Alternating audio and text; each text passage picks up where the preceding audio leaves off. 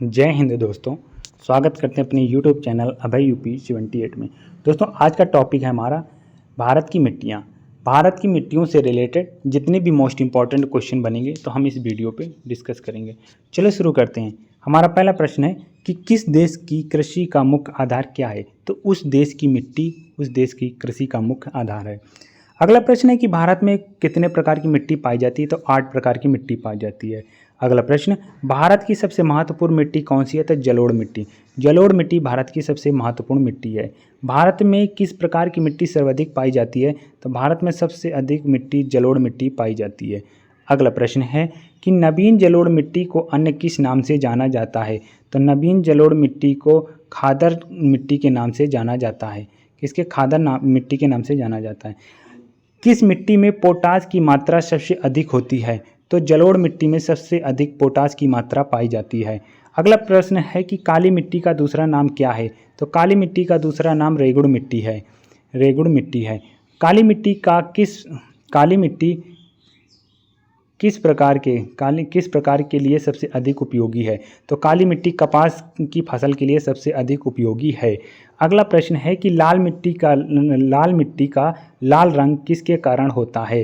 तो लौ ऑक्साइड के कारण होता है। लौ ऑक्साइड के कारण होता है लाल रंग।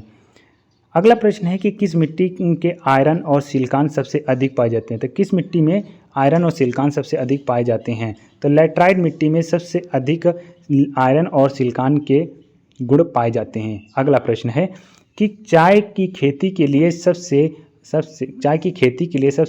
उपयुक्त कौन सी मिट्टी है?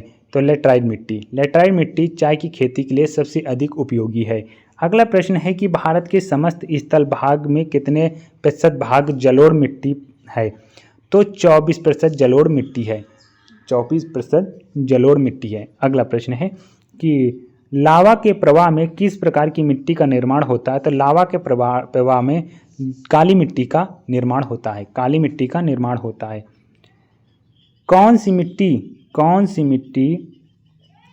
मिट्टी जैव पदार्थों से भरपूर होती है? तो जैव पदार्थों से भरपूर काली मिट्टी होती है। काली मिट्टी जैव पदार्थों से भरपूर होती है। अगला प्रश्न है कि किस मिट्टी का निर्माण बेसाल्ट चट्टानों के विखंडन से होता है? बेसाल्ट चट्टानों के विखंडन से होता है। तो काली मिट्टी बेसाल्ट चट्टानों के विखंडन से उत्पन्न होती है। अगला प्रश्न है कि किस मिट्टी में कृषि के लिए सिंचाई की आवश्यकता नहीं होती है? तो काली मिट्टी में सिंचाई की आवश्यकता नहीं होती है। अगला प्रश्न है कि भारत में लाल मिट्टी का विस्तार सबसे अधिक कहाँ पाया जाता है? तो हमारे यहाँ 2 जगह पाया जाता है, आंध्र प्रदेश और तमिलनाडु। आंध्र प्रदेश और तमिलनाडु। भारत में आंध्र प्रदेश और तमिलनाडु 2 जगह लाल मिट्टी का विस्तार पाया गया है। अगला प्रश्न है कि किस मिट्टी में लोहे और एल्यूमिनियम के कण पाए जाते हैं?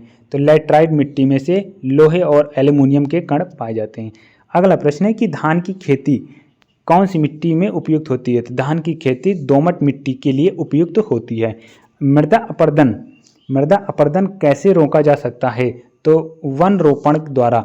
वन जितने भी लगाओगे उतना ही मृदा अपरदन रोका जा सकता है। अगला प्रश्न है कि रेगुड़ मिट्टी सबसे अधिक किस राज्य में पाई जाती है? तो रेगुड़ मिट्टी महाराष्ट्र में पाई जाती है। कहाँ पे पाई जाती है? महाराष्ट्र में पाई जाती है। अगला प्रश्न है किस प्रकार की मिट्टी जिप्सम का प्रयोग करके उपजाऊ बनाया जाता है? तो अम्लीय मिट्टी को उपजाऊ बनाया जा सकता है जिप्सम डाल के। अम्लीय मिट्टी मतलब समझ रहे हैं, जो ऊसर बंजर पड़ा होता है उस मिट्टी में से जिप्सम डाल के आप उसे उपजाऊ बना सकते हैं। अगला प्रश्न है कि किस प्रकार की मिट्टी कार्बनिक पदार्थों से अधिकता होती है? कार्बनिक पदार्थों की अधिकता होती है। तो कौन सी मिट्टी में? काली मिट्टी में से कार्बनिक पदार्थों की अधिकता होती है। अगला प्रश्न है कि भारत में किस अंतर्देशीय लवणीय आदर्श भूमि है? तो कहाँ पे है? राजस्थान में। कहाँ पे है? राजस्थान में। अगला प्रश्न है कि लैटराइट मिट्टी को अन्य किस नाम से जाना जाता है? तो लेटराइट मिट्टी को अन्य किस नाम से जाना जाता है? मुरखैला नाम मिट्टी के नाम से जाना जाता है। मुरखैला मिट्टी के नाम से जाना जाता है। अगला प्रश्न है कि काली कपासी मिट्टी को किस नाम से जाना जाता है? तो रेगुड़ मिट्टी के नाम से जाना जाता है। काली कपासी मिट्टी को किस नाम से जाना जाता है? तो रेगुड़ मिट्टी के नाम से जाना जाता है। अगला प्रश्न है लेटराइट मिट्टी सर्वाधिक कहाँ पाई जाती है? तो लेटराइट मिट्टी मालाबार और तटीय क्षेत्रों में पाई जाती है। कौन सी मिट्टी? लेटराइट मिट्टी। ग्रेनाइट और नाइस चट्टानों के द्वारा किस मिट्टी का निर्माण होता है? तो लाल मिट्टी का निर्माण होता है। किस प्रकार की मिट्टी में सबसे कम उर्वरक आवश्यकता होती है?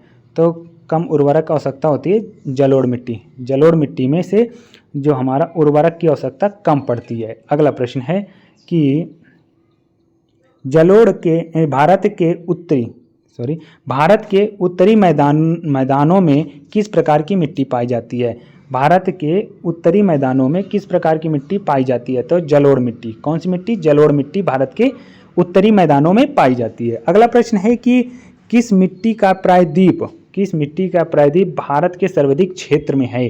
तो काली मिट्टी का प्रायद्वीप भारत के सर्वाधिक क्षेत्र में है। अगला प्रश्न है कि पुरानी जलोढ़ मिट्टी को अन्य किस नाम से जाना जाता है? तो उसे बांगर के नाम से जाना जाता है। अगला प्रश्न है कि गंगा में जलोढ़ मिट्टी भूमि की सतह कितने नीचे तक पाई जाती है? तो कितने नीचे तक पाई जाती है? तो 600 मीटर नीचे पाई जाती है। गंगा में जलोढ़ मिट्टी की सतह से कितने नीचे? 600 मीटर नीचे पाई जाती है। अगला प्रश्न है कि लेटराइट मिट्टी का निर्माण उत्तरदायी कौन है? निर्माण में उत्तरदायी कौन है?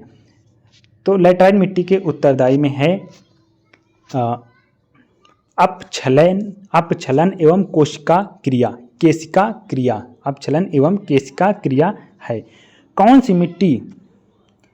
सी मिट्टी सूख जाने पर कठोर और गीली होने पर दही की तरह लिपलिपी हो जाती है?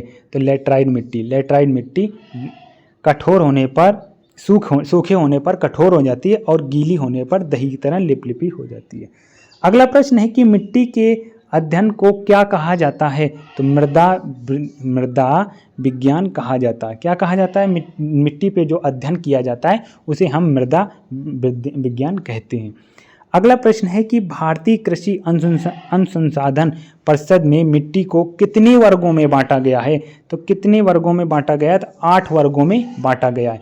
कितने वर्गों में बांटा गया? 8 वर्गों में बांटा गया है। वीडियो आपको अच्छी लगी हो तो हमारे चैनल को सब्सक्राइब करना और अपने दोस्तों के साथ शेयर करना। तो चलो मिलते हैं आपको अगले वीडियो में, तब के लिए जय हिंद जय भारत।